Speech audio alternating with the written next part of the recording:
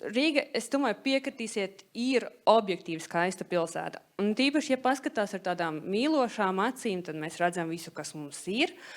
Mēs redzam to, kas varētu būt. Un tas varētu būt, tas ir tā, ka tas reizēm liekas tik tālu, tik nesasniedzami, ka vienkārši nolaižās rokas. Un par to es arī gribu parunāt, par to, kas varētu būt tajās daudzdzīvokļu mājās, kas pieder pašiem dzīvokļu īpašniekiem. Un ko darīt, lai tās rokas nenolaižās? Mani sauc Inita, es pārstāvu Rīgas nama pārvaldnieku, un Rīgas nama pārvaldnieks mēs esam Latvijā lielākais nama pārvaldīšanas uzņēmums, arī visā Baltijā. Mēs esam pašvaldības kapitāla sabiedrība, ļoti patstāvīgi strādājam bez dotācijām, un mums ikdienā ir uzticēts 3700 mājas Rīgā. Un vēsturiski mums ir gājis visādi, bet par laimi šodien mēs paši esam citi, un arī draugus mums vajag citus, mums vajag dombiedrus, ar ko mums sakrīt mērķi un vērtības. Un tā pavisam īsi, kur mēs redzam savus draugus, ir visi IT risinājumi tajā, kā mēs strādājam ar cilvēkiem, kā mēs paši savu darbu organizējam. Arī Rīgas dome, kas mums šobrīd ir partners, ar kuru mēs kopīgi varam meklēt risinājumus iedzīvotājiem. Tāpat zinātnieki, jo mēs skaidri redzam, ka mājām ir vieta jaunajām tehnoloģijām, mēs arī redzam, ka mēs gribam ne tikai izmantot to, kas ir moderns, bet arī radīt kaut ko jaunu, un mēs ticam, ka mēs to varam. Likumdevēji pilnīgi noteikti, jo mēs ikdienā redzam, kas strādā, kas nestrādā, kas bremzē lietas. Tā kā tur mēs ļoti, ļoti aktīvi iesaistamies. Un tas iemesls, kāpēc esmu šeit, mūsu galvenais draugs, kas mums ir vajadzīgs, ir aktīvie iedzīvotāji, jo bez tā, ir kaut kāda zināma robeža, kur var aiziet, bet tālāk vairs nevar. Mēs šodien runājam par Rīgas centra mājām.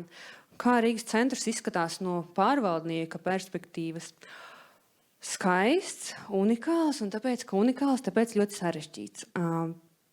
Mājām ir grūti piekļūt ar tehniku, ar remonta tehniku, uzkopšanas tehniku. Mājas ir cienījumā vecumā ar visām vecuma problēmām, kas nozīmē tehniski bojāti pārsegumi, pagrabi, drūpošas fasādes jumti.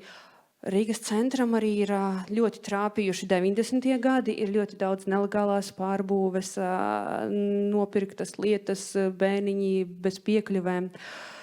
Tas viss šeit ir. Lepnajā Rīgas centrā ir joprojām arī malkas apkure, ir sausās toaletes, tas viss ir. Rīgas nama pārvaldnieks pārvalda nedaudz vairāk nekā 600 mājas Rīgas centrā, un tur ir absolūti viss spektrs, mūra mājas, koka mājas, padomi mājas, bet tas galvenais secinājums ir, ka visām ir potenciāls, izdarāms ir praktiski jebkas, ja izdodas pārvarēt tādus to, ko mēs redzam kā 3 galvenos šķēršļus. Tie ir tie velni, kas ikdienā traucē. Tas ir naudas trūkums, formalitātes un pašu dzīvokļu īpašnieku neiesaistīšanās. Tad mēģināšu pastāstīt par katru no tiem, un ko mēs savā darbā redzam, ka tur varētu darīt. Un sākšu ar to, kas it kā ir vienkāršākais, bet realitātē bieži vien pats sarežģītākais ir šī līdzdalība. Jo kā notiek? Ikdienā pārvaldnieks māju remontē, aprūpē, apkopja, plāno, un var jau arī tā. Bet ja reāli gribās kaut ko sasniegt un to māju attīstīt un veidot viņu tādu, kādu pašam gribās, ar to nekad nepietiks. Un tur ir vajadzīga līdzdalība. Savukārt, kā tas bieži izskatās, ka cilvēki katrs rūpējas par savu dzīvokli, bet par māju mazāk. Un tad ir tā, ka daļai dzīvokļu īpašnieki ir pilnīgi vienalga, kas ar to māju notiek. Tad vēl ir daļa, kam galīgi nav vienalga, kam gribētos, bet nav ne jausmas, ko darīt, kur sākt, un līdz ar to tas arī tur viss beidzas. Un tad man pašai tas bija milzīgs pārsteigums, cik ļoti liela daļa joprojām ir dzīvokļu īpašnieku, kas tā līdz kaula smadzenēm nemaz neapzinās, ka tā māja pieder viņiem pašiem. Ka visa māja, arī jumts un pagrabs un kāpņu telpa, ka tā nav valsts māja, ka tā nav pašvaldības māja, nav pat pārvaldnieku māja, ka tā pieder pašiem dzīvokļu īpašniekiem. Kāpēc tā? Es domāju, tur droši vien sociāla antropologi varētu ilgi runāt. Es ticu, ka tur sava loma ir padomju laikam ar visu to sajaukto izpratni par privāto īpašumu un vispār par kaut kādu cilvēku savstarpējo uzticēšanos un spēju kopā darīt lietas. Es ticu, ka mūsdienu sociālā izolētība te arī nenāk par labu, bet neatkarīgi no tā, kādi ir tie iemesli, viņiem ir jātiek pāri, un tas, ko es šodien gribu pateikt, ka mēs savā praksē redzam, ka tas izdodas. Arvien vairāk izdodas, un centrā izdodas.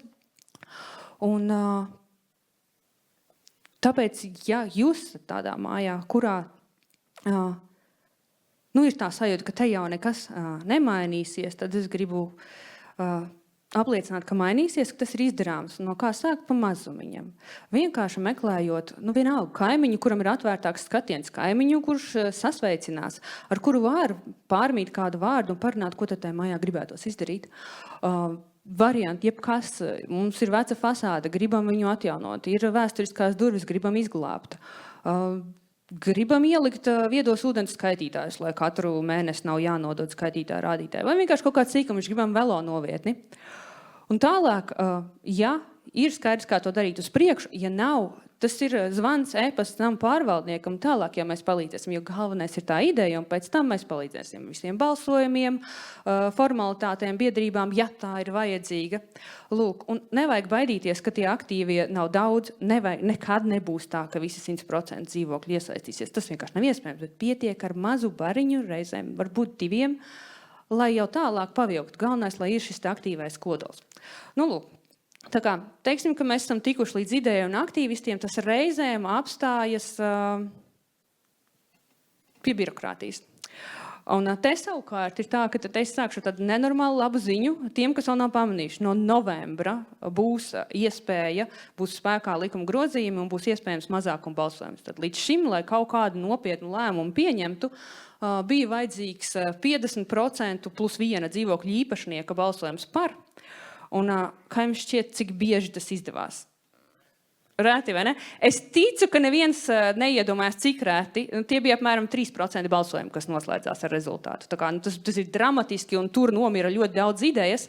Un tad no novembra pietiks ar... Tātad, ja pirmajā balsojumā nav kvoruma, tad otrajā ir vajadzīgi vairs tikai 30%, un no tiem tikai pusē jānobalso par. Un es domāju, ka tas ļoti daudz idejas, kas līdz šim vienkārši apstājās šeit, iedzīvinās. Lūk, un šī ir viena lieta, par ko mēs ļoti cīnījāmies, un tā ir izcīnīta. Un vēl viena, kur savukārt joprojām ir diskusija objekts, ir juridiskais status dzīvokļu īpašnieku kopībai. Jo pašlaik ir tā, ka, lai saņemtu finansējumu, un tā ir vajadzīgs bankas konts, lai atvērtu bankas kontu, ir vajadzīga biedrība, un te ļoti bieži daudz kas noplok, jo biedrība tomēr ir gana smagnēja lieta un neatrodas tie cilvēki, kuri saņemās biedrībā. Līdz ar to mēs ļoti aicinām atrast kādu vienkāršāku formātu, kādu juridisko statusu, kā dzīvokļu īpašnieki varētu organizēt un arī savu finansējumu.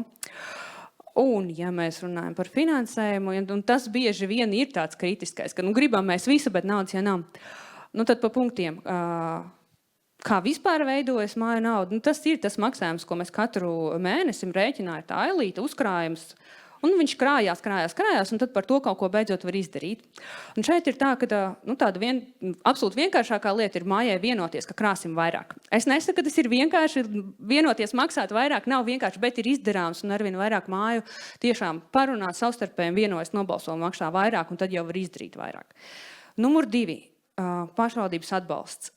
Ir tiešām liels, ir pieejams atbalsts fasāžu renovācijām, remontiem, vēsturisko detaļu renovācijai. Un te ir tā, ka tās mājas, kurām draud tas grausta status un lielākais nodoklis, mēs tās velkam, praktiski ar varu velkam, lūdzu, nāciet un paņemiet šo te atbalstu. Pārējos es vienkārši aicinu pieteikties, jo kāpēc tas ir svarīgi? Šeit parasti ar to līdzfinansējumu nepietiek, lai to lielo darbu izdarītu. Tur būs vajadzīgs bankas aizņēmums, tur būs vajadzīga biedrība, tur vajag to aktīvo līdzdalību, jo to neviens cits, kā tikai māja pati nevar izdarīt. Bet nevajag baidīties. Tā pieredze ir, šovasar vien mums būs 12 pabeigtas lielās fasāžu renovācijas. Tā kā izdarīt var. Mēs palīdzēsim. Galvenais nākt. Lūk tā, kā jau teicu, tātad nevienmēr pietiek ar pašiem kaut ko sakrāt, ir ļoti grūti. Tas tāpat kā privātā dzīvē. Nu, mašīnai sakrāt parasti nesanāk, parasti sanāk paņemt līzingu. Nu, lūk, un privātu mājās tas jau ir ļoti kaut kā kļuvis pašsaprotam, ka jā, ja vajag, tad mēs ejam uz banku, meklējam līdzekļus. Daudz dzīvokļu mājās negluži, bet te arī es gribu iedrošināt, patiesībā bankas ļoti labprāt dod aizdevumus dzīvokļu mājām. Līdz ar to no tā baidīties nevajag. Un arī šeit atkal nāciet palīdzēsim. Un, nu jā, un tad vēl tāds pavisam drošības pilvens, ja arī banka atsaka, tad Altumam ir speciālas programmas tieši daudz dzīvokļu mājām. Līdz ar to es nesaku, ka nauda nav problēma, nauda ir problēma, bet tā ir risināma problēma. Un šeit, starp citu, tieši daudz dzīvokļu mājām ir tas spēks, jo tie ir daudz dzīvokļu īpašnieki. Un sadalot lietas uz dzīvokļu īpašniekiem, pēc tam viņas sadalot vēl laikā, uz ilgāku laiku, tas, kas no sākuma šķiet kaut kāda nepavalkama summa, tas kaut kurā brīdī ir izdarāms. Tā kā nauda nav problēma. Nu, lūk.